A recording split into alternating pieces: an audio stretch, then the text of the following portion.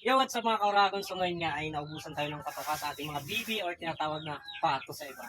Dito sa amin sa Bicol, pato. So konti na lang yung natira nating pagkain na mix sa kanila. Since malayo tayo sa palengke, so ang gagawin natin ay magpapakain tayo ng alternatives. So ano yung alternatives?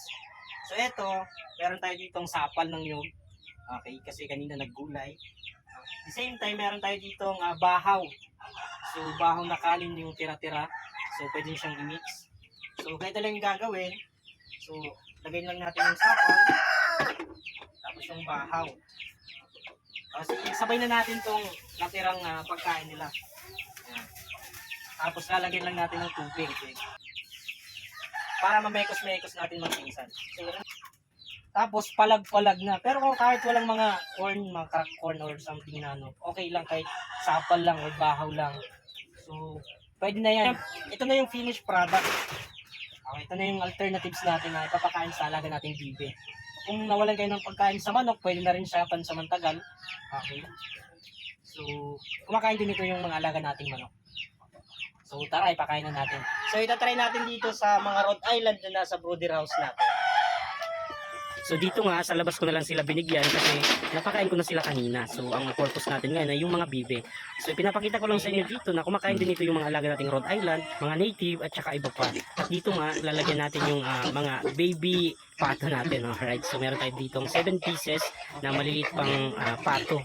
So ayun nga, gustong gusto nila yung mga ganito. Kasi madalas ito yung pinapakain ko sa kanila. Dahil sa panahon ngayon, kailangan talaga natin makatipid kasi nagmamahal palagi ang mga bilihin, lalong-lalo na yung mga feeds na kailangan natin para sa mga alaga natin. Kung mapapansin nyo, madudungis yung ating mga alaga kasi tag-ulan sa amin ngayon.